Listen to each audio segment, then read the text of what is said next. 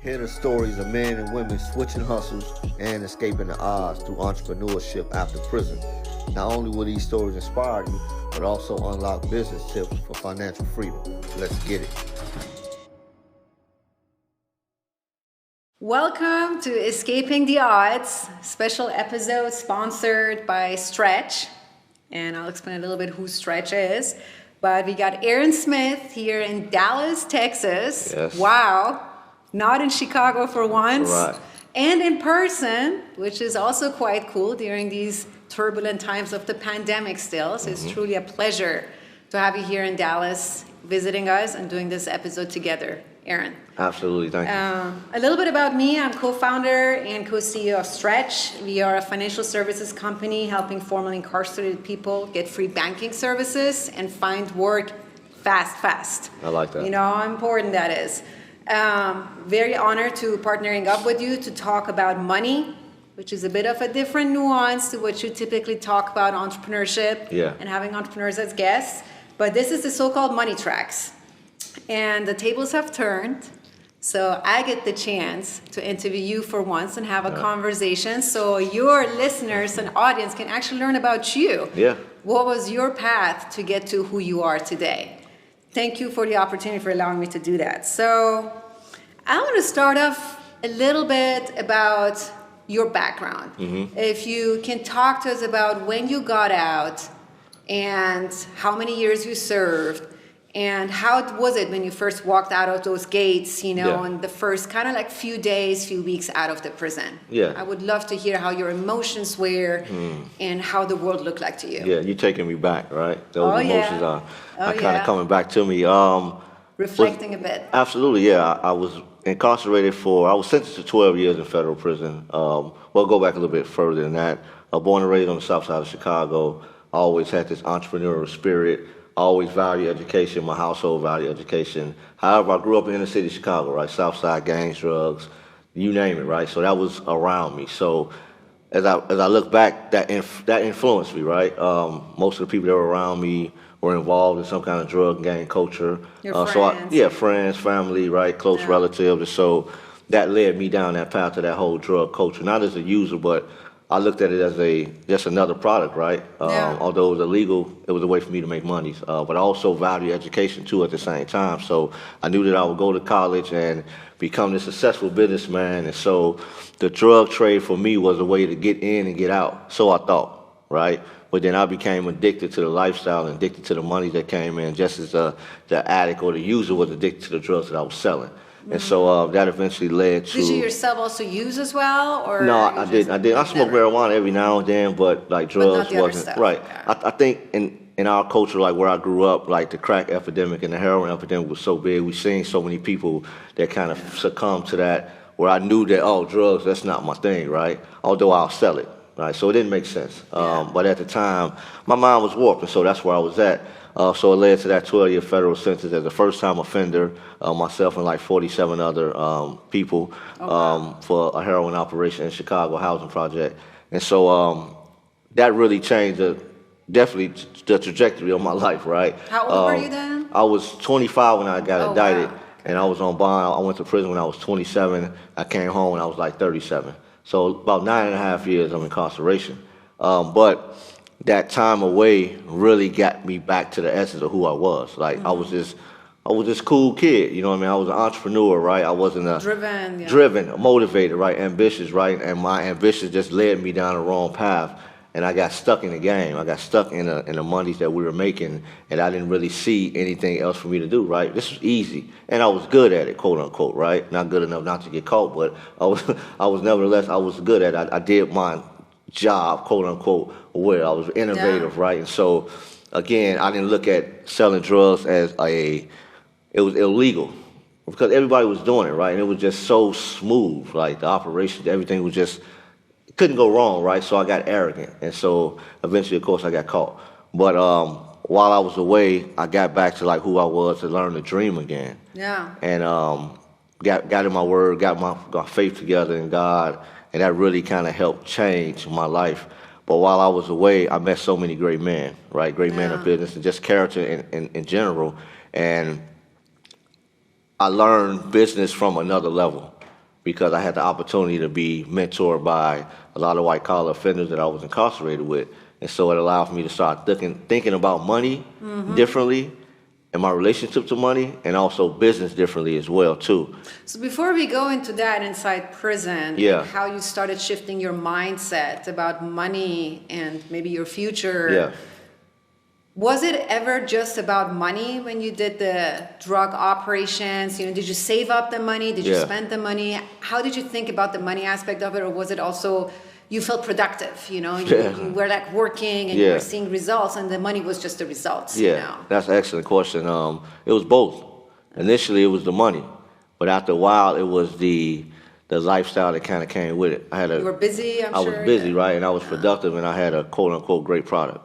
And so we looked at it as business, right, like brand names and everything. You know what I mean? And so clientele, everything, like full operation. So it was just another product to sell. We package it out, we ship it out. That's what it was. But the money was just like a byproduct of that for me. Yeah. And so I felt accomplished. Yeah.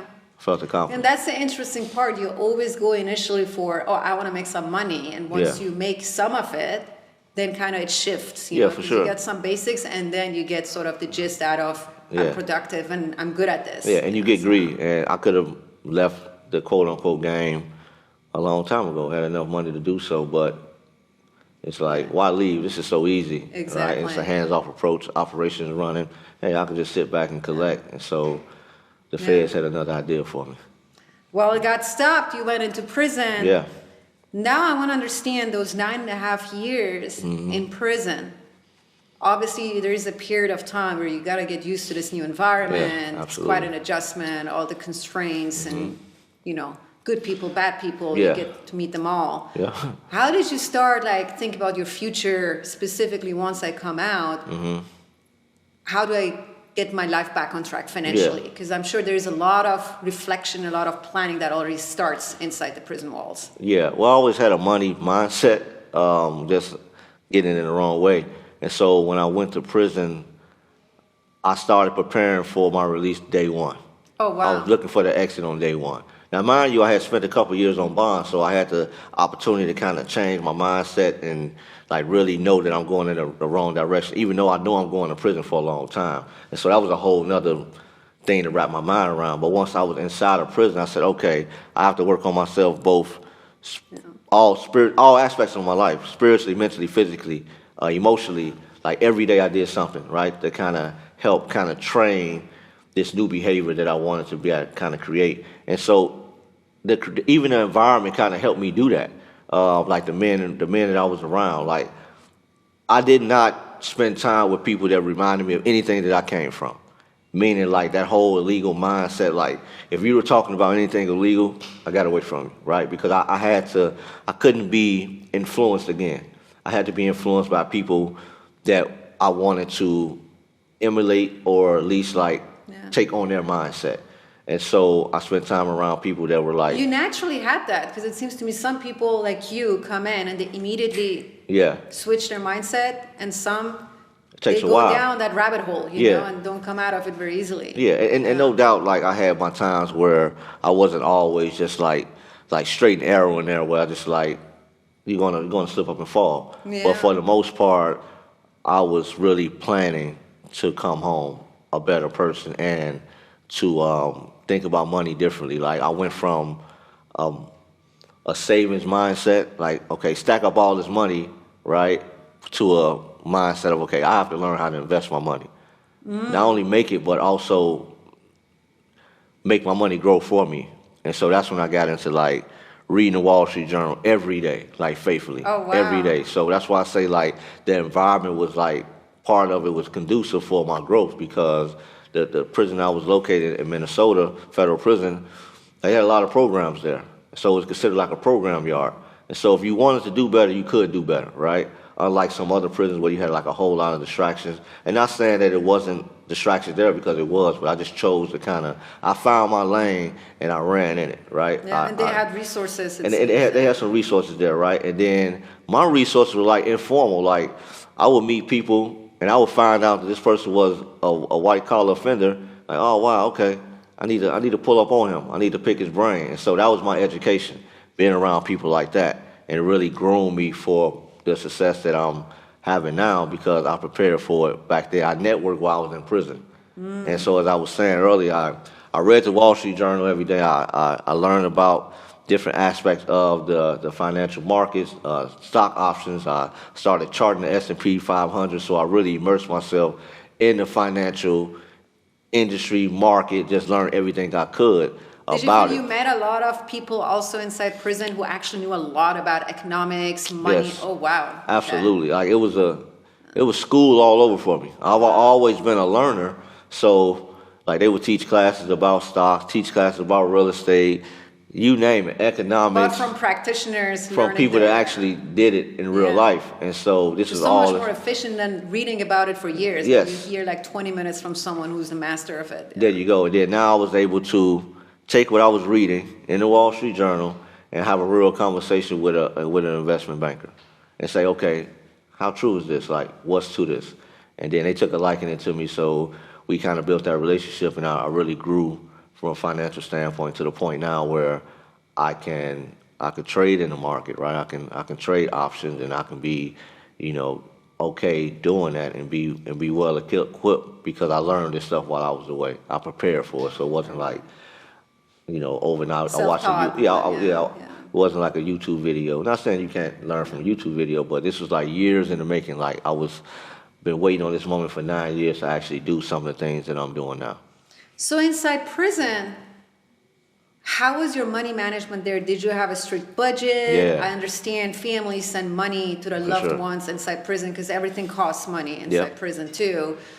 What was your budget? Did you always use up your entire allowance per month or you Yeah. actually saved? I would love to understand how Yeah. you manage money inside prison. Oh, for sure. I think the way you money manage while you away is gonna be pretty much predictive of what you're gonna do once you get out. It's powerful. Yeah, I pretty much budget like we can spend. I believe at the time it was $360 Per per month. month, right, in your commissary. So that was like your limit. That was the balance you were legally allowed to have. There you go. And I'm glad you said legally because you can find ways to kind of go over your spending limit and still get other stuff in, But right? you stayed away from that. Yes, I stayed away from that, right? And plus, I had no need to try to spend $500-$600 per month. And so I budgeted my money like you would get a commissary sheet, right? And this is a good practice for people to kind of continue to have once they get out of prison. I would get a commissary sheet and you know exactly how much you're going to spend. There's no going up to the counter and be like, oh, I don't have enough money for that. You know what I mean? Or like, so you're calculating to the cent how much this food commissary is going to cost you, and you know that you have that on your account already. You're not going to walk up to the counter and not have the money in there because you're going to hold can't up. overdraft You can't yourself. overdraft. There's no thing like so. All these habits are kind of good to kind of keep up. There's no credit there, yeah. Well, there is credit there.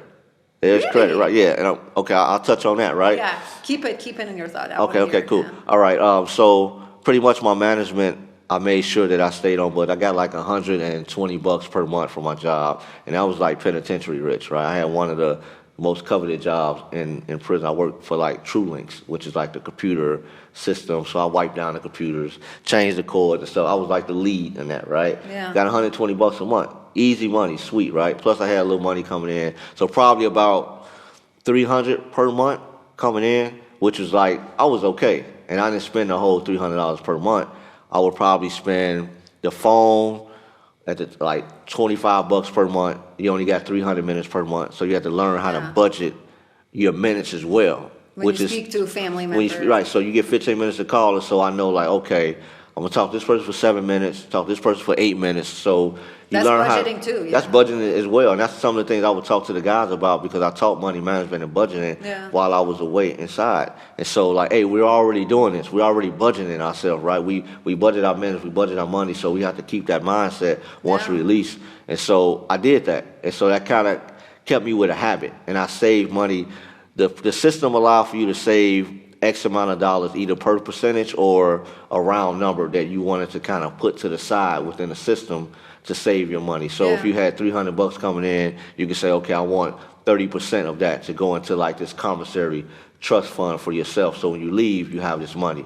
And so that was one of the things I did. And so I was able like to save up, which was a lot to me, but like $50 a month. And sometimes I would dip into it during Christmas time or whatever, but for the most part, I stayed consistent with it, and that's key, being consistent in anything, especially like budgeting and saving. Yeah. And so when I got out, I think I had around, I want to say $1,100. And I was like, that was an accomplishment for me because I took a few years to save that up. Yeah. You know what I mean? And so I was like, okay, cool. I know if I can do this in there with a little bit, imagine what I can do with a lot. Because it doesn't matter the amount of money.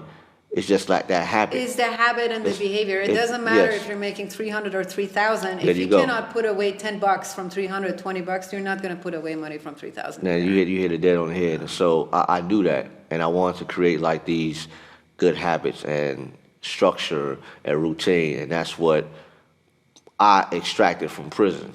Yeah. You know what I mean? Like I used prison as a training ground for myself. Like it wasn't like, woe is me. I did the crime, okay, man, it is what it is. Let me go ahead and knock this out and make the best of it. And no doubt I had times where I was like, wow, I could be doing something else, but... You accepted your situation. I accepted the situation. I think that's where the difference comes in, where a lot of people have a hard time accepting that situation in the current moment in time, and they're just fighting it and not giving in and rather focusing on the future, where it seems right away you accepted it and decided to look towards the future. No, absolutely. And I think, like, when you mention fighting, like, if you have a situation where you feel like it's unjust, I'm an advocate for, like, hey, look, fight for your freedom, and not give up. But also at the same time, well, while you're doing that, continue to prepare for your release one day. Make the best out of it. Make the best out of that situation. Like, if the worst case scenario comes, you have to do that time.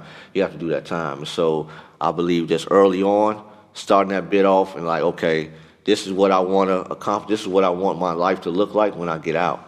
And so I finally got out, and there was a whole lot of anxiety. Wow. Before we walk out of the gates, what is credit in prison? Oh, yeah. Well, credit in prison is like... Is it legal? Is it kind of behind the doors? Is it... Yeah, it's behind the door. But it's like it's part of the culture, right? People will run like stores, right? Like, for instance, you only go to the commissary, at least where I was at, like once a week. And in most places, you have a certain date when you go to commissary. So in the meantime, between time, people run out of goods. And so someone like myself, like, okay, I see an opportunity there. There's a gap. Okay, cool. Let me buy more. Let me open up this grocery store. Wow. And I can sell this Snicker bar. If it costs me 85 cents, I'm going to charge you 85 cents plus a stamp, right? And the stamp was like our form of currency inside, right? Or it could be anything. You mean like stamp for letters? A stamp for a letter, wow, okay. Right? And so that, because you could turn that in, it was money, right? Or you can use other goods that's like really popular in prison. Maybe like a mackerel or a soup, right? That was considered like a form of currency, right? Like all in the old days, like bartering services, like there's no cash, That's how money started getting invented in the old days. And there you go. Goods exchange, Right. So it's all about that value, whatever the next person feel like that was what's valuable to them. And so, a person will have a store, and then they may run up a bill. And again, that's bad money management, though, right? You're going to run up this debt with this person, and now you can't pay it, and so now it creates problems for you. Now you have to check in or go in the hole because now you got this $500 debt that you ran up for the month because you had bad money management. So even doing things like that, again, is not conducive to a profession, to like a proper your relationship with money once you get out. Because if you're doing it in there, chances are you're going to do it when you get out with credit cards or whatever, right? So just making sure a person kind of stay away from those kind of vices and things. And not saying like I would go to the store at times, right? Like say it was like a sudden meal I had to maybe create for my birthday or something like that. I would go to the store, but I would immediately pay it back. I didn't rack up no crazy bills, right? And I had a hustle when I was in there as well, right? At one point in time, I was like selling onions, right?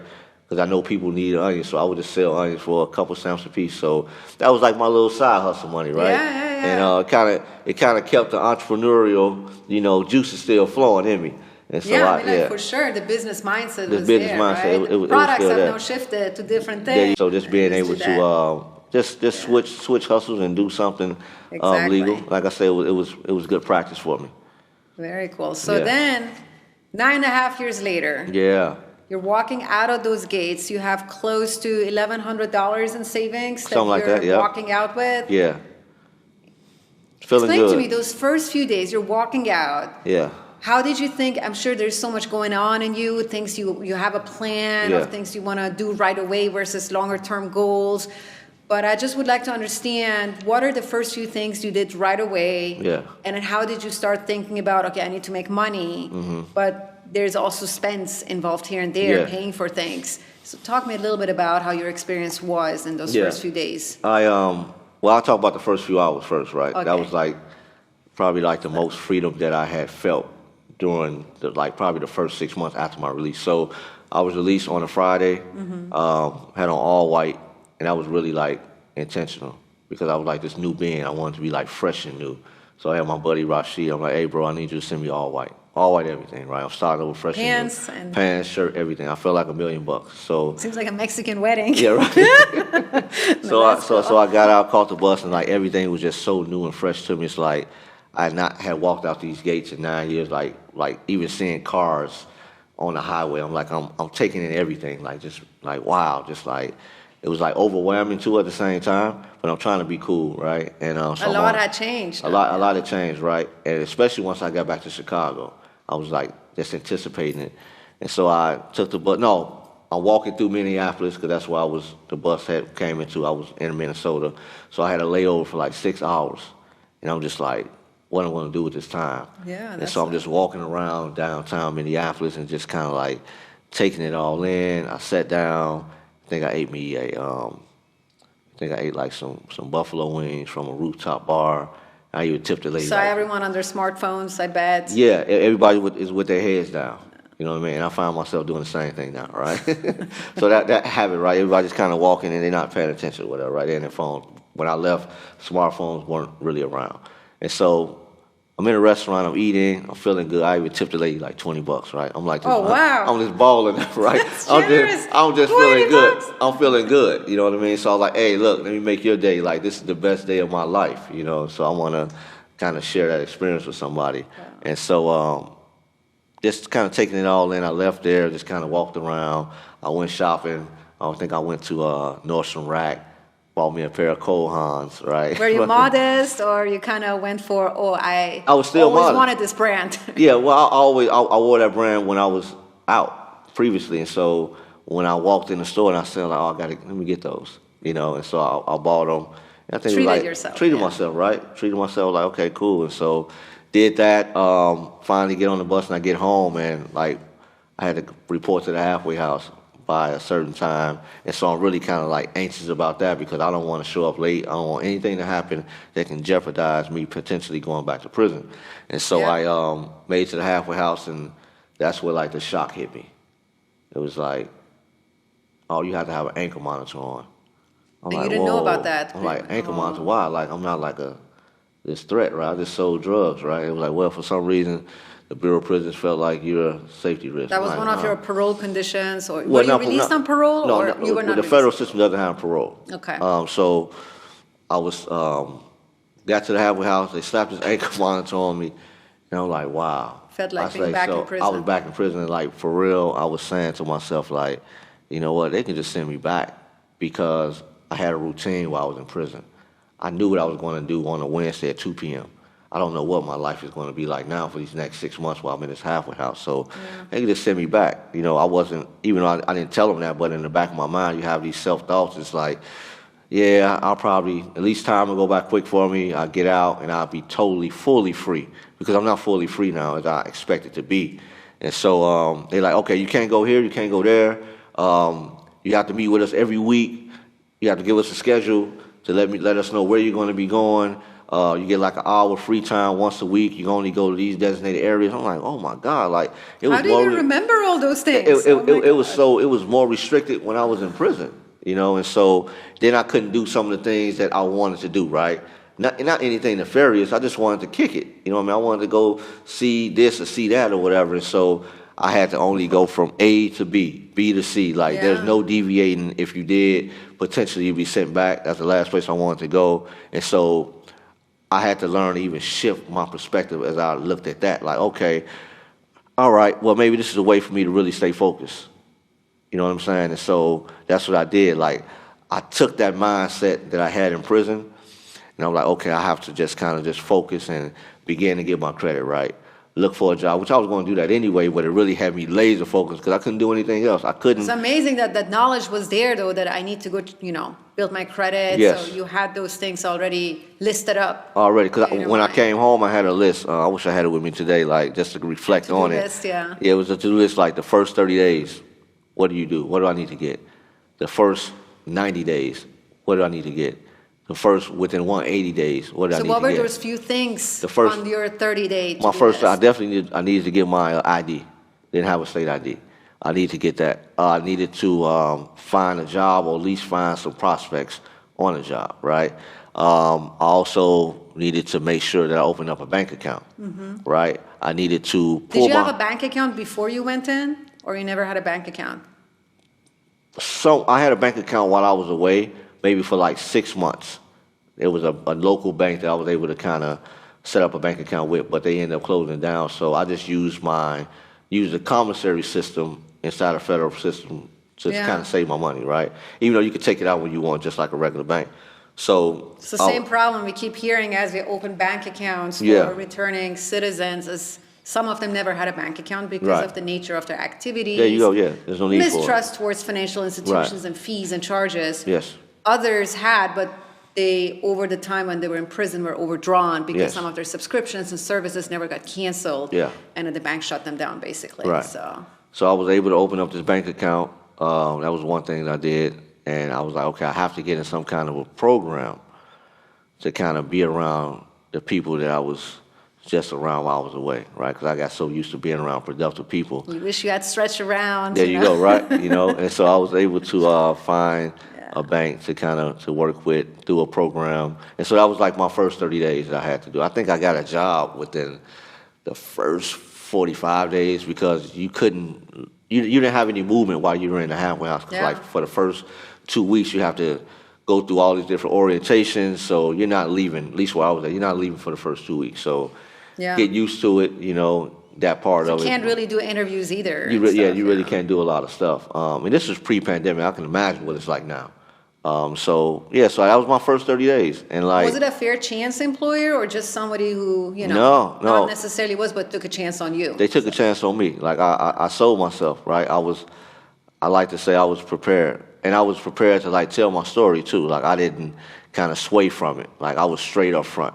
And But you luckily, applied haphazardly, or you knew you were going to go there and apply for a job? that was part of my 30-day plan. I knew that I was going to work in logistics, and I knew I needed to work third. I was very specific about my plan. This is what the audience needs to hear. Like, you have to be specific, right? I was like, okay, I'm going to find a job in logistics.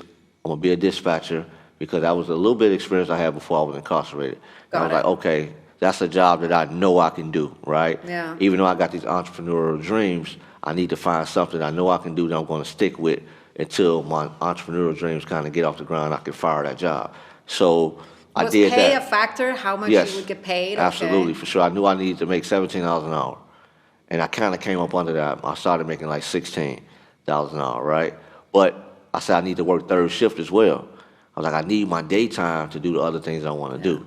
And so I've been working third shift at a logistics freight broker since I came home, and that has spawned into me starting my own trucking company, U-Turn Transport, along with Escaping the Odds podcast, like giving guys opportunities to have their own trucking company that's formerly incarcerated. And so I'm happy to talk about that too.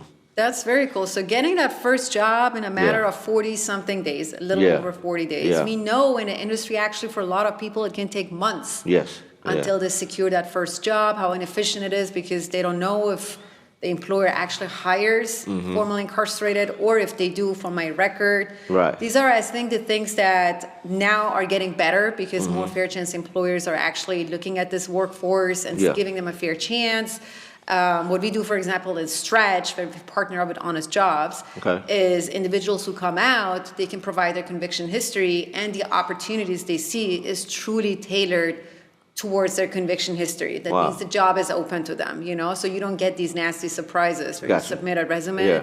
go through interviews, and then once a background check is done, then you hear the no. Okay, cool. So, but I think it's still a very, very good record getting that first job in 40 days. And there I you would go. say 40 plus days, like maybe under 50, but it was definitely under 60 days. 60 days. 45. And So yeah. you work the first 2 weeks or first month, get that first paycheck. How did you feel getting that first paycheck? Oh, wow. Felt like, Happy or more worried?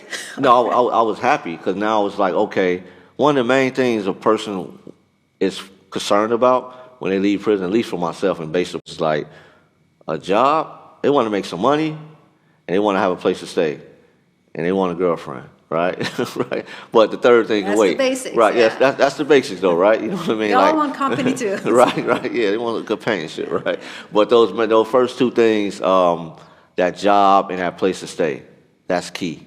Like that was, I was concerned about Halfway that. House was just transitional. It was transitional. Like one day you gotta leave there, and it's like, okay, I was willing to work anywhere. Like I was applying for, almost applying. I don't think I did it for like a manufacturing, like labor-intensive job. But I knew I wasn't going to stay that long. That was just like a job to get a better job to get my career, which is entrepreneurship. But I knew I had to find my way and like work my way into it like steps. Was yeah, that so I your got my first check. real paycheck in life? Yeah. No. You have gotten Yeah, I've previously? gotten paychecks Like before. formal. Yeah, but that was the first paycheck that I had gotten in the outside world in a long time. You know, and so I got it, and I think I had direct Deposit deposit. into your bank account. Yeah, I had direct deposit at the time. And so I'm like, wow, okay, like what am I going to do? I really, my expenses were really low because I was in a halfway house, but I had a daughter, and so I was just really generous, you know what I mean? Like, I'm like, okay, they need this more than I need it. Like me and my daughter, mom, my daughter, right? Yeah. And so I had everything paid for me. Like I still had 3 hots in a cot, right? My cell phone bill, my buddy was paying that for me while I was incarcerated, just so I could get on my feet. So I had no expenses. So again, I started saving money because I knew I'm coming out this halfway house soon, and I know that I want to immediately get into my own place because I had supportive family. Hey, you can stay with me until you get on your feet. And so I'm like, okay, I knew I didn't have to worry about an apartment right away. For which you typically need to put a secure deposit down. Right. So yeah, for the rent, absolutely. Yeah. And in Chicago, I think it's like double. How was transportation for you? Did you have a car? Did Yeah. you use public transportation? Transportation. Luckily, I live in Chicago. Probably one of the best That's a transit blessing of systems living in in the big world. cities, yeah. So I used that for a while. Like I wasn't even Like too bus, subway, and bus. stuff. Yeah, bus and stuff. I wasn't too gun ho on getting a car because I knew that was an expense.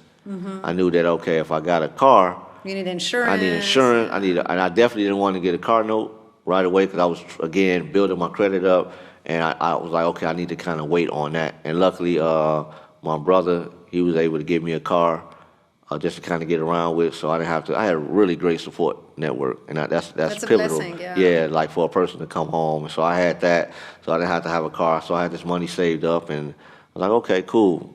This is what I want to save my money for, like to get a property eventually, and kind of start my entrepreneur endeavors. And so that's how it started. So I hear that already the longer term goals, I want to Yeah. be able to rebuild my credit so I Yes. can afford a better auto loan and then get a proper car. Right.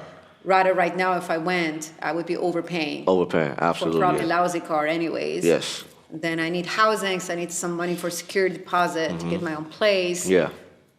So did you have some goal in mind in terms of how much do I need to save up? Were you saving towards like 3,000, 4,000, 5,000? Was there a Yes. specific goal, or you were just saying as much as I can? No, it was a specific goal. Like I wanted to save up How like much was within a year, like 15 grand. 15 grand. Yeah, I need to Over save a year. like, You wanted to over save. about a year, right? 15 grand, and then as I stated earlier, like I had these aspirations to trade in the market, like to do option trading. So I was like, okay, I need a certain amount of money to kind of trade and do that. That's just for that activity. That's for that activity. I knew that I wouldn't get a car note.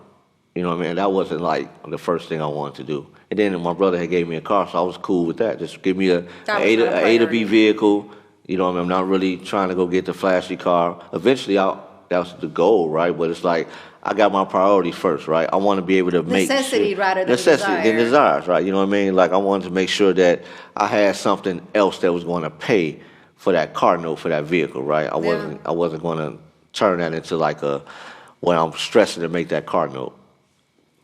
So do you, as you keep going in your daily life in that phase, making money, saving away, finding, getting together with a woman, having a nice relationship, all these basics that we Yeah. all need in our lives. Did you kind of change your relationship to money, you think? It seems like there was this behavior of I want to collect and collect. Yeah. But then was it also now towards specific goals? So Yes. that kind of creates more motivation, right, every day? Yeah, definitely. It went from like saving to like investing. Like I wanted to make sure my money was making money for me because just I knew that time was a commodity that we can't get back, Yeah. right? And so I became really Yeah. conscious of time, and I knew that I needed to make sure that if I had investments that was making money for me passively, income, then I could do all the things I wanted to do in life. Like I can travel, I can spend time with my daughter. Like I didn't have to worry about punching that clock forever. And so Yeah. that's like currently still my goal. And having cushion to absorb shocks, right? Absolutely, yeah. And so it was more like it went from a savings mindset to an investment mindset. Like, okay, I need to learn how to make this money work for me. And so that's what I've been doing. So right now, fast forward, you know, you are working in logistics business. Yep. Your audience may or may not know, I know for sure, Yeah. you're starting a trucking business, Yes. which is very admirable. You're really living your entrepreneurship now to the next level. Yes.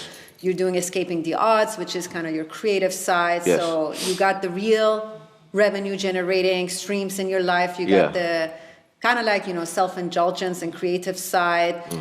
When you think about money now, what is that goal for you? So now you want to invest, you want to make your money put to work. Every month, what you bring home, do you say 10% towards my investments and I want to keep putting that to work versus the rest I want to save or spend? Yeah. I wonder how you kind of like organize it in your head as Yeah. a final guidance maybe for our audience of how you function that could be a potential way for others. Yeah, for sure. Well, I got a couple jobs that I work, and basically I try to save like $1,000 a month. You know what I mean? That's pretty much That's your like goal, $1,000. Yeah, like $1,000 a month, and I just kind of I was saving up for an investment property. Eventually, the market like right now is not the best, so I was like, okay, how can I take this money that I have and again make it grow for me? And so like, okay. Oh, so you don't just let it sit in a savings account, you actually invest it Well, safely. at first I was letting it sit in a savings account Yeah. because I was saving up for this income property, but the market is not in the best time right now to buy Yeah. some property. Stocks are going up, You know, but and so I was like, other okay, things, let me put this money in my Robinhood account. And so that's what I've been doing. Like I've been like selling options, which is a way to where you can gain income off of your monies. So I've been doing that on a week to week. And on top of that, I got the trucking company, which is allowing for me to kind of have, even though it's in the beginning, allow for me to have like some passive income. I don't have to be in a vehicle. I actually joint venture with a buddy of mine who's formerly incarcerated as well, and that's the whole premise of U-Turn Transport is to hire men and women who are formerly incarcerated to teach them how to have their own trucking company. So that allows me to have passive income that way as well, just so I can kind of do more of the things that I want to do and like manage my time better. So I'm getting to that point where I can have more passive income coming in more so than like that. We call that the ultimate diversification. You know, there are different paths to building financial wealth for yourself. One is I go get an amazing job in one company, make $100,000 a year. Yeah.